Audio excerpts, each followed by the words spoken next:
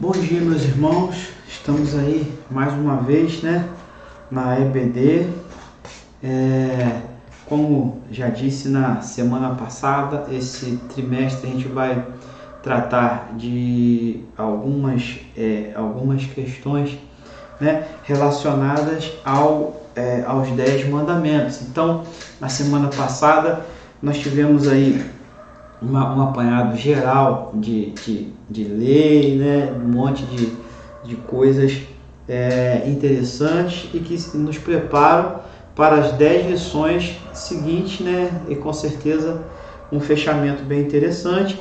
E a partir da lição de hoje, então, serão tratados aí nas classes, se Deus quiser, em breve nas classes, cada domingo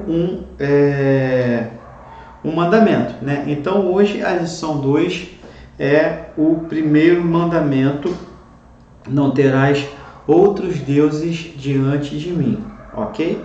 Nós vamos orar nesse instante para dar início nessa manhã de domingo, dia que o Senhor nos fez, dia que ainda nos reserva muitas alegrias na presença do Senhor, certo? Então hoje a aula não é ao vivo, tá bom? Deixar bem claro aqui que a aula não é ao vivo, mas mesmo assim você vai ter oportunidade de participar no chat, de interagir com outros irmãos aí durante a EBD, tá bom?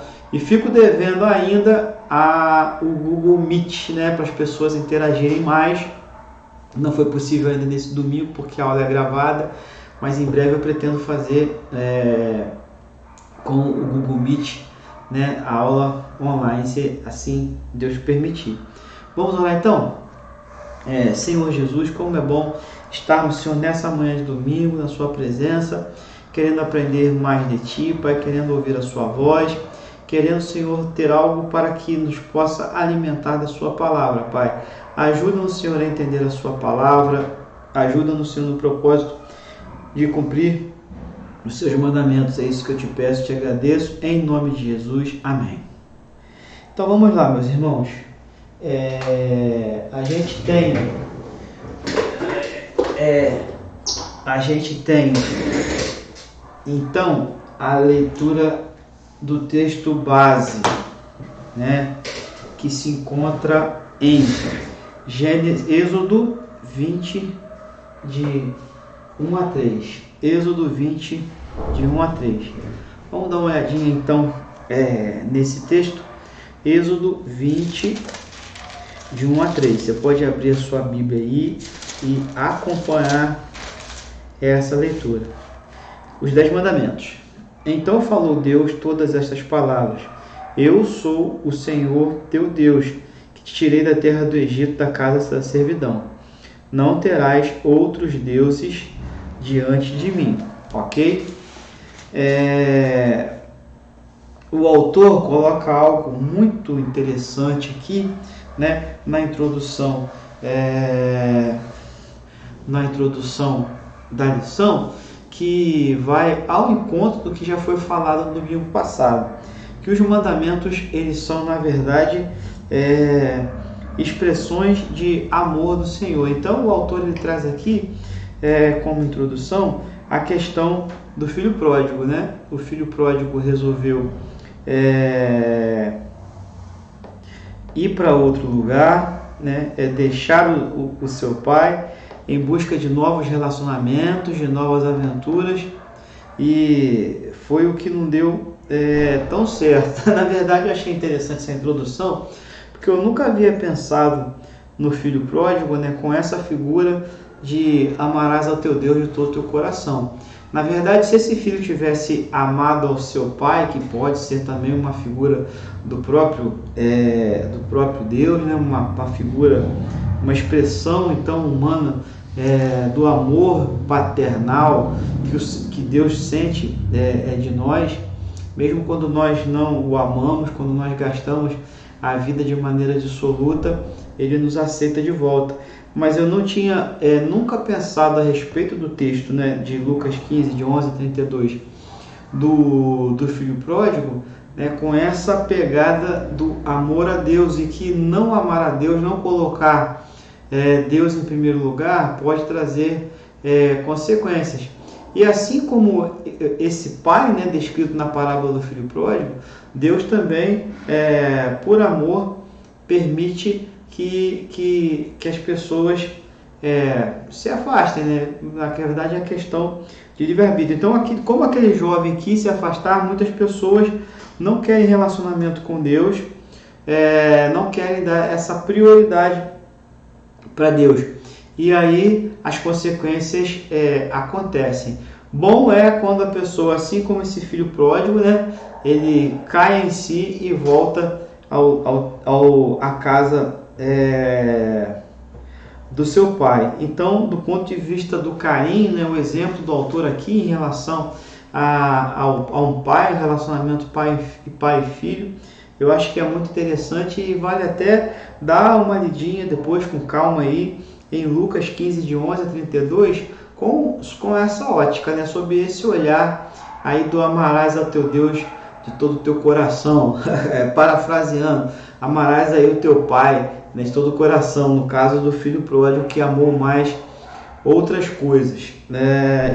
E isso faz então uma base para que a gente entenda que isso não é uma arbitrariedade de Deus, né? Amar a Deus ou não terás outros deuses diante de mim, né? Significa, não é uma coisa arbitrária, né? Significa que fora de Deus não existe salvação. E se não existe salvação, o mandamento é para o nosso bem e não para a soberba de Deus, né? Então acho que esse é um ponto de vista muito interessante. Daí, no ponto 1, o autor vai falar sobre o relacionamento de Deus, né, e deuses, entre aspas, com D minúsculo, na Bíblia. E a Bíblia ela é clara em relação à existência de um único Deus. O povo que Deus escolheu, eles tiveram com esse aspecto, né, monoteísta, sempre um único Deus. Tá certo que, embora eles tivessem em muitas situações talvez um ciúme, né, uma vontade de ser cananeu, uma vontade de ser de adorar Baal e outros deuses e tal, mas a bem da verdade eles eram monoteístas, então adoravam um único Deus, ok? E aí nós temos aí os filisteus, né, suplicavam a Dagon por prosperidades em suas colheitas. Aí você vai lembrar que Sansão, quando morreu, ele estava no templo de Dagon, certo? Moloque era adorado pelos amorreus e exigia crianças como sacrifício, né?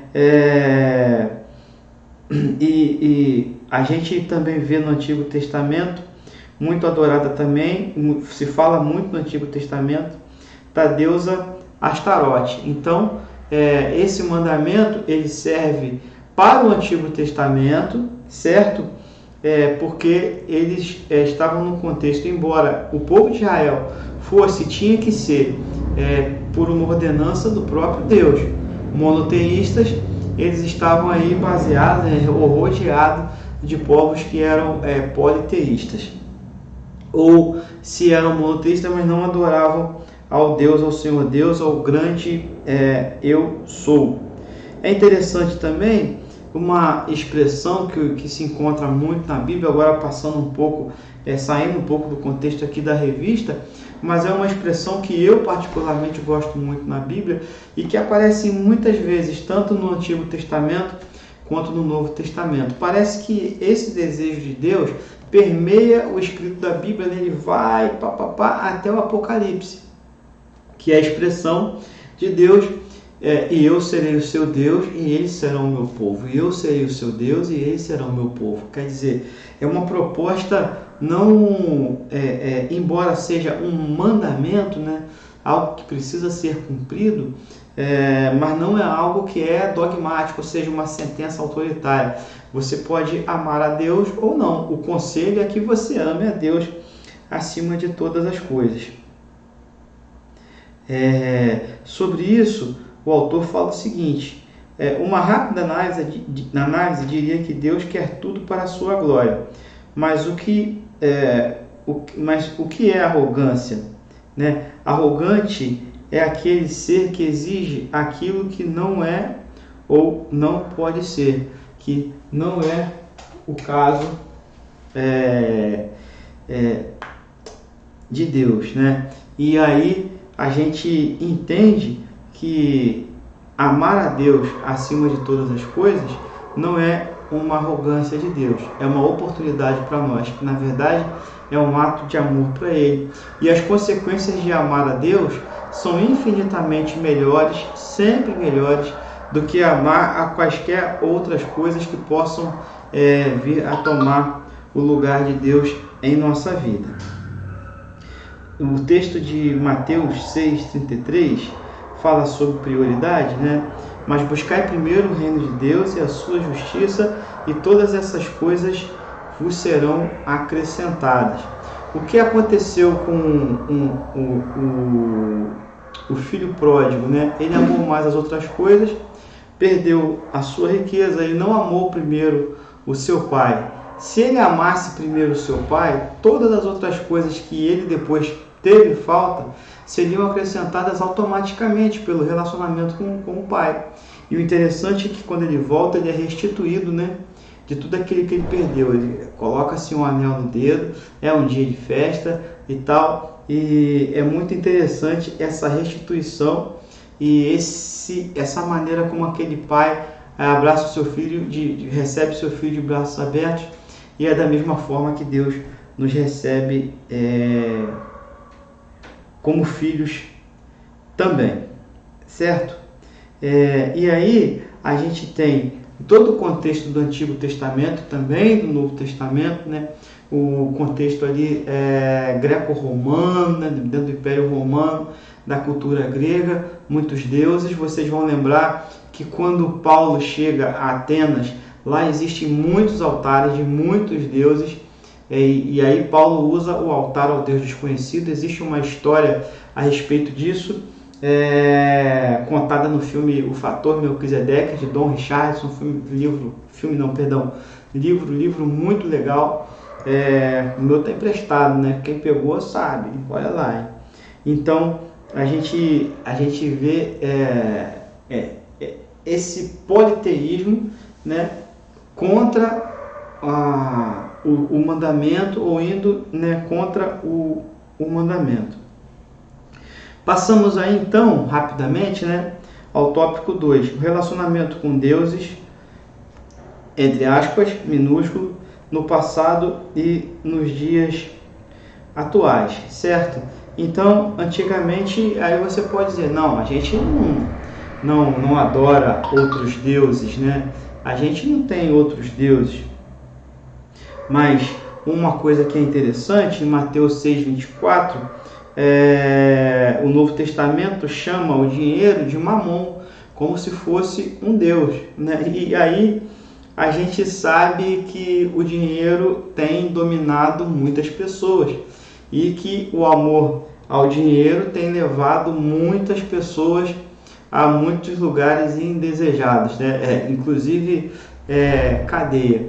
Eu fico observando, né, dentro do contexto do nosso país, aqueles políticos que roubavam tanto, aqueles empresários que roubavam tanto e que hoje estão presos. Eu fico pensando, será que valeu a pena? Será que eles têm um cálculo de, eu roubei tanto, eu vou ficar preso tantos anos e depois eu vou poder aproveitar essa riqueza? Ou eles foram totalmente iludidos por esse Deus chamado Mamon, né, das riquezas, e acabaram por perder tudo. Então, que tipo de negociação é essa, né, que vale a pena ter dinheiro, mas não vale a pena ter liberdade?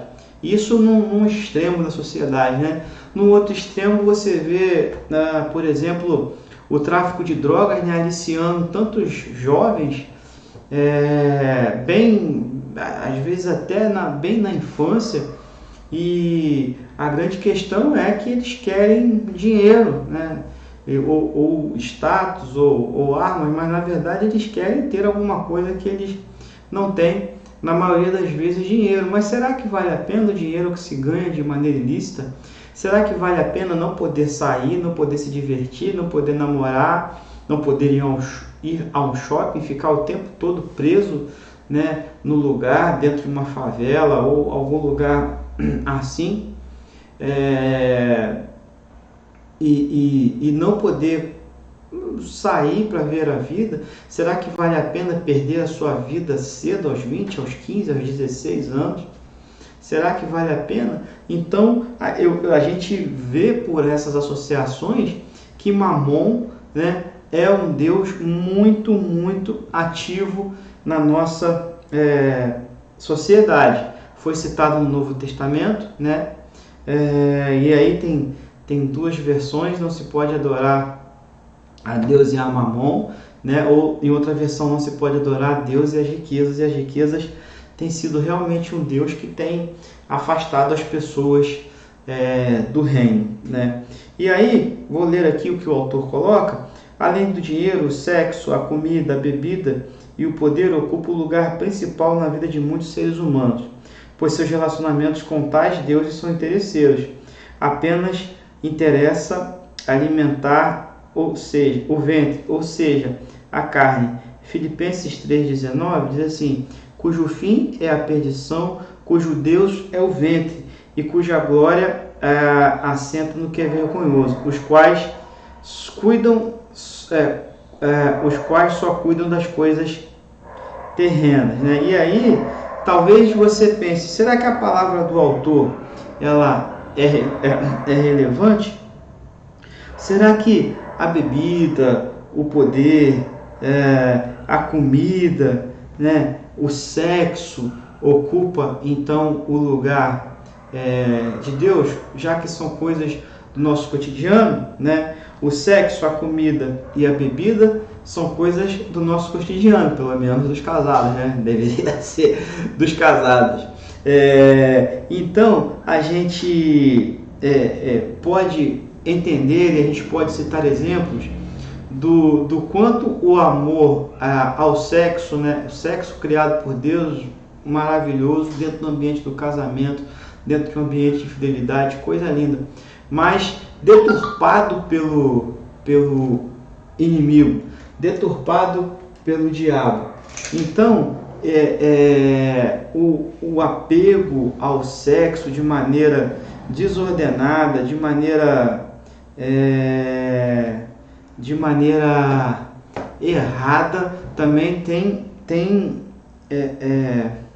como é que eu posso dizer, cobrado um valor alto da sociedade, né? As mudanças, até mesmo nas músicas, as mudanças nos relacionamentos, que são cada vez mais líquidos, né? O número de mães solteiras, o número de abortos, né? Então é um preço muito alto que se paga a esse Deus chamado sexo, né? E quando a comida também se torna um Deus, e aí eu gostaria de citar o programa da televisão, não fazendo comercial, mas eu acho que é interessante desse ponto de vista,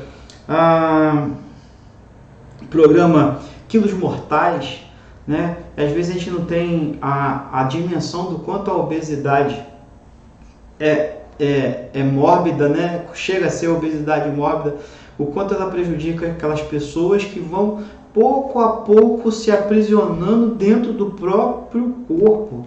E é muito triste, a pessoa não consegue se locomover, não consegue tomar banho direito, não consegue ter uma vida, né? Porque ela é prisioneira do seu próprio corpo, porque o seu Deus é o seu ventre, porque o seu Deus é a comida. Então são casos extremos. O que dizer então da bebida, quando o Deus, né, é a bebida, Deus moderno? Há pouco tempo eu quis levar alguém para Cristolândia, né, e marquei com essa pessoa vivendo condição de rua, condição difícil, condição, né, subhumana, mas aí você fala: olha, vamos lá, eu vou conseguir uma vaga para você.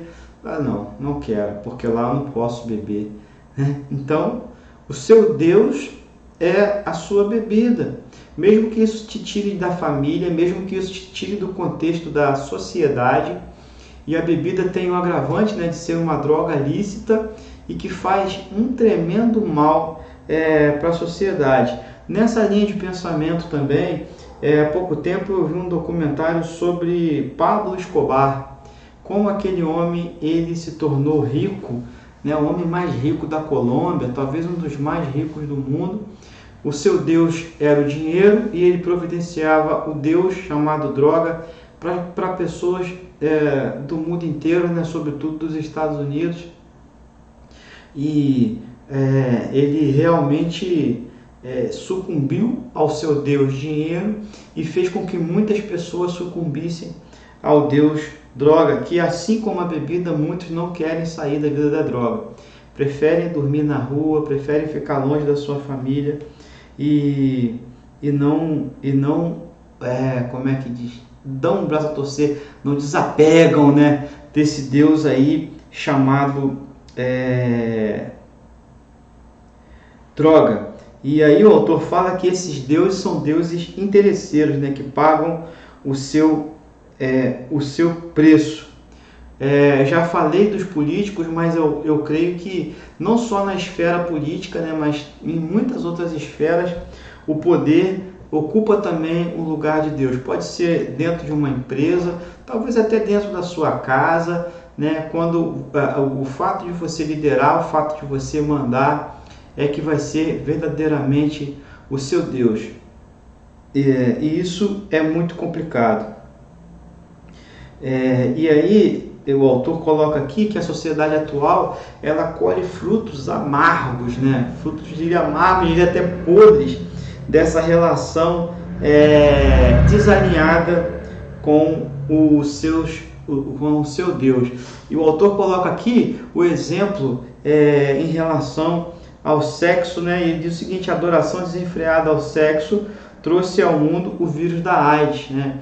A origem do vírus da AIDS é de uma relação chamada zoofilia, né, que é a relação de homens com animais, e o vírus da AIDS então surge da relação humana com o macaco, né, é o que trouxe o vírus para a humanidade. Então a Bíblia fala sobre isso, né, a Bíblia fala sobre isso e se esses homens não tivessem adorado a Deus e não adorado ao seu Deus, o sexo, a perversão, a AIDS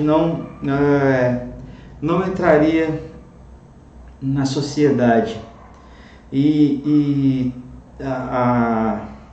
Aí eu quero ler algo que o autor colocou aqui sobre isso.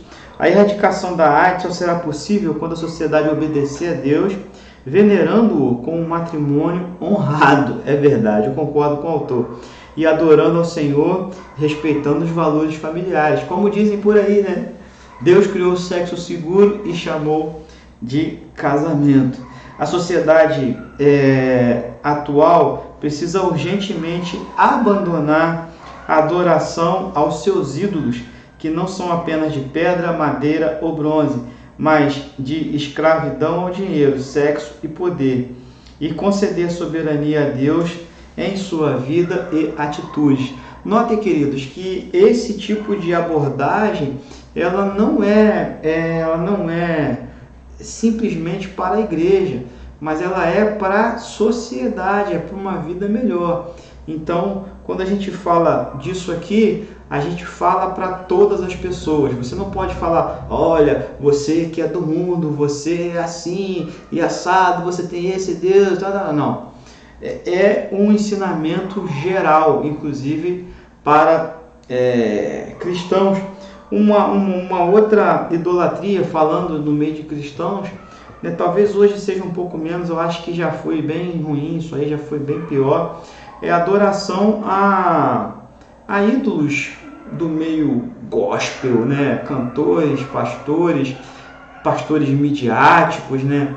Apesar de que agora até a gente está na mídia, né? Até a gente está na rede aí, mas tem aqueles pastores que não tem como, né, pastorear de perto e que na verdade estão enganando as pessoas e se tornam ídolos, né, nesse tempo. Então também esse tipo de idolatria rouba o lugar de Deus, rouba a glória de Deus na vida dos cristãos, certo? Tópico 3 aí da revista fala sobre a oferta dos falsos deuses nos dias atuais, né? E aí o autor vai citar o caso lá da Babilônia, né, dos jovens que se recusaram a se contaminar com a porção do manjar do rei e escolheram comer outras coisas e não se contaminar com a comida do rei. E eles, no final do tempo, né, verificado pelo eunuco do rei, eles estavam mais fortes e mais saudáveis que todos os outros jovens que se alimentaram da mesa do rei, né? E aí o autor coloca algo interessante, que é uma aplicação para as nossas vidas. Os babilônicos podiam mudar as vestes, os nomes, a habitação, os ensinamentos até o cardápio de Daniel, Ananias, Misael e Azarias, mas não conseguiram mudar o coração deles. Eles só tinham um Deus, o Senhor, Deus de seus pais. E a referência está lá em Daniel 2:23. Daniel 2:23, perdão. E é interessante que realmente, né, eles tiveram seus nomes mudados, tiveram Daniel, se não me engano era Beltesazar, né, os outros três, Sadraque, Mesaque e Abidnego. E esses nomes eles eram e tinham significados totalmente diferentes dos nomes deles, mas realmente retirados da sua cultura, levados a ficar separados, né? E mesmo assim eles tinham um compromisso com Deus, um compromisso que não foi só na juventude. Eu estou dando uma lidinha, né, em Daniel, possivelmente eu vou pregar sobre esse texto. Daniel, deixa eu ver aqui qual é o capítulo.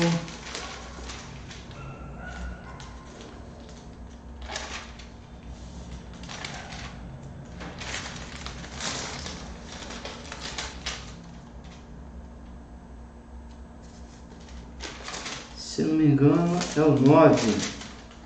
Isso, a oração de Daniel pelo povo, né? Então aqui no capítulo 9, Daniel já está no final da sua vida e orando pelo seu povo e ainda firme, com as suas práticas firmes, embora nesse ponto da vida aqui, se você puder ler depois Daniel 9, a partir do versículo 4, a oração de Daniel, que é uma oração linda, uma coisa linda. Eu destaco o último versículo: Senhor, ouve, o Senhor perdoa, o Senhor atende-nos e age. Não te retardes por amor de ti mesmo, ó Deus meu, porque a tua cidade e o teu povo são chamados pelo teu nome. Com um final desse, você pode ler o capítulo 9, oração de Daniel, coisa linda. Prova de que Daniel não se dobrou a outros deuses, não só aqui em Daniel capítulo 2, o início da história, mas também lá em Daniel capítulo 9, já 70 anos de dominação babilônica, ok? E aí, uma outra coisa também interessante foi e aí também colocado aqui pelo autor, muito bem colocado, inclusive uma lição muito boa, gente. Quando a gente lê muitas coisas da lição é porque ela é boa, né? Sobre a tentação de Jesus, ele diz o seguinte: a única exigência de Satanás seria que Jesus abandonasse o primeiro mandamento e se prostrar diante dele. Entretanto, Jesus não apenas o enfrenta negando insana possibilidade, mas também nos ensina que não basta recusar as ofertas dos falsos deuses. É necessário também adorar a Deus, conforme Deuteronômio 6,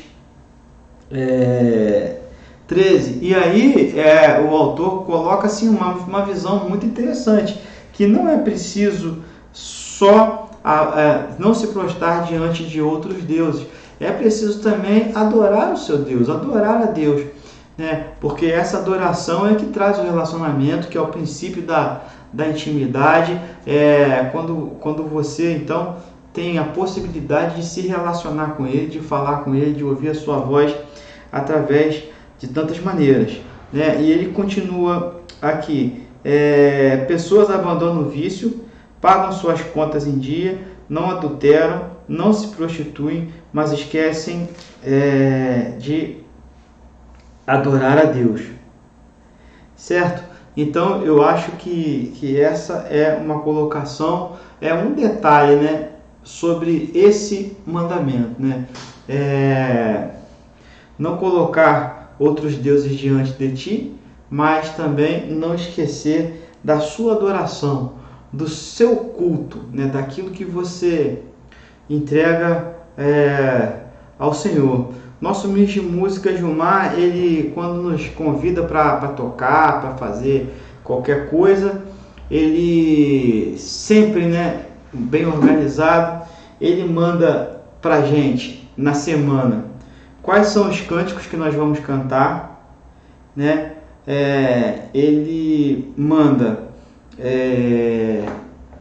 a lista dos cânticos, ele manda a lista de quem vai tocar o que, ele manda uma playlist no YouTube para que a gente possa ouvir as músicas, e ele manda as partituras das músicas, né, escritas por ele, digitadas por ele, né, de uma maneira que a gente possa, pela leitura ali, acompanhar o que precisa ser feito. Então, se você chega no ensaio sem estudar antes, você fica perdido, né? A gente tem agora, a gente está aprendendo essa cultura, né, aqui, né, com o nosso ministro Gilmar, talentosíssimo. E a gente chega no ensaio, se você não ouviu, se você não estudou, e aí tem uma frase dele, né? É o seu culto, irmão, é o seu culto. Então, não basta você não ter outros deuses, né? Também é necessário que você adore a Deus para gerar esse relacionamento que é muito maravilhoso para nós. E talvez a gente chegue, né, pessoalmente, a fazer a vontade de Deus expressa na Bíblia, como eu já disse antes, e eu serei o seu Deus, e vocês serão o meu povo. Ele está fazendo o papel dele, de Deus. E será que nós estamos fazendo o papel do seu povo, né? O papel de adorá-lo em todas as circunstâncias, né? E aí eu achei muito interessante sobre esse aspecto. Então, não é tão simples, né, a situação de não ter outros deuses diante do Senhor. Às vezes a gente está idolatrando outras coisas, outras pessoas, outras situações, outros pensamentos, em detrimento do Senhor e daquilo que Ele nos ensina, ok? A gente vai caminhando aí para o final dessa lição. Gostaria de compartilhar com vocês aqui para pensar e agir, né? Nas lições a seguir, vamos partilhar sobre outros mandamentos. Observe que se este mandamento, não terás outros deuses diante de mim, não estivesse em primeiro lugar da lista do decálogo, os outros mandamentos seriam apenas bons conselhos ou regras de conduta e fé. E isso também é uma abordagem muito interessante. Então, amar a Deus não é só tudo que a gente falou, tem também uma questão de lógica, né? Uma questão lógica. Se você tem certeza que obedece aos outros 9 mandamentos, mas ainda declina o primeiro mandamento, afirmo que você apenas conhece os mandamentos, mas não os obedece. Se você entende que basta cumprir e obedecer do 2º ao 10º mandamento, e com isso alcançará a bondade e a graça de Deus, também lhe asseguro que você está cometendo um grande engano. Só é possível cumprir todos os princípios do decálogo se você cumprir o primeiro mandamento. Responda para si mesmo: Deus ocupa o primeiro lugar na minha vida e adoração? É exatamente sobre isso que trata o primeiro mandamento. Nossa vida só tem sentido se Deus estiver em primeiro lugar. Deus é o nosso porto seguro, conforme Isaías 41:10. Então, sigamos aí, prossigamos em aprender mais sobre o Senhor, sobre o seu amor, sobre esse primeiro mandamento. Eu acho que vale a pena, como sugestão, né, a gente repensar todos os nossos valores, a gente repensar como tem sido a nossa relação com Deus, se realmente não tem outro Deus com D minúsculo na frente de Deus, que é o verdadeiro Deus. Talvez nós tenhamos uma adoração muito interessante na igreja, mas não tenhamos, enfim, uma vida de adoração, que é o que importa. Dentro disso tudo, né, voltando lá na tentação de Jesus, o diabo ele é muito abusado, né, buscando para si a glória que era de Deus, né? E, irmãos, não se engane, ele ainda nos tenta da mesma maneira, seja através do sexo, da comida, da bebida, através de amor a um objeto, amor exacerbado a uma situação. Então, vale a pena refletir se realmente não temos colocado outros deuses diante do nosso Senhor. E a minha oração é que, se caso você tenha esse problema, que você possa conseguir se livrar disso, né? Dessa questão de outros deuses além do Senhor. Eu quero te dizer também que, caso você tenha dificuldade com isso, existe um programa aqui na nossa igreja chamado Celebrando a Recuperação, e geralmente quando você tem outro Deus na frente do nosso Deus, você está sofrendo de alguma coisa, seja dependência química, física ou uma codependência emocional. Se você quiser saber mais a respeito disso, se você quiser participar desse grupo chamado Celebrando a Recuperação, nós temos aí grupo de luto, nós temos ali grupo de perdão, né? Pessoas que estão buscando o tratamento sobre perdão, sobre compulsão sexual. Temos alguns ali.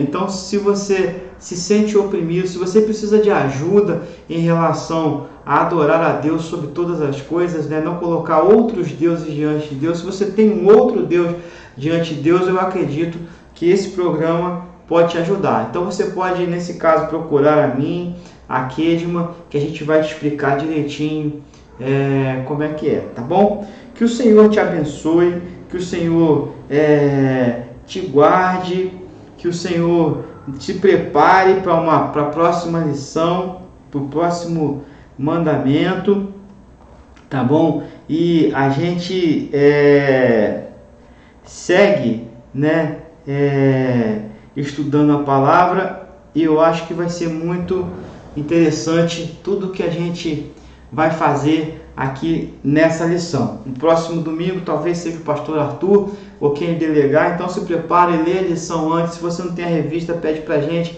que a gente pode providenciar para você também o PDF. Talvez na próxima semana a gente consiga pegar a revista também física, para abençoar todos os nossos irmãos. Termino então aqui, meus queridos, com a leitura de Salmo 25:14. O conselho do Senhor é para aqueles que o temem, e ele lhes faz saber o seu pacto. Amém? Receba o conselho do Senhor e siga o mandamento ou os mandamentos dele. Vamos orar? Senhor, como é bom estar na sua presença, Pai. Queremos te agradecer por esse estudo, pelo estudo dessa manhã. Estudo, Senhor, colocado por ti no coração do autor, Pai. Como foi bênção, Senhor. Senhor, nós queremos não colocar nada nem ninguém diante de ti. Declarar, Senhor, que o seu desejo de ser o nosso Deus é o nosso desejo de ser o seu povo, Pai. Ajuda-nos nisso, Pai, para que nós possamos fazer a tua vontade como o Senhor deseja, Pai, como Jesus também o fez. Ajuda-nos também, Pai, a ser com o restante desse domingo, Pai, com o culto que daqui a pouco vai começar. Culto, Senhor, que hoje será presencial. Senhor, que o Senhor nos guarde, nos livre, Pai, e nos ajude nesse momento difícil, Pai. Nos solidarizamos com todas as pessoas enlutadas da nossa igreja, Pai. Cuida do coração dos nossos irmãos nesse momento de tanta dor. Te agradecemos por tudo, em nome de Jesus. Amém. Deus te abençoe.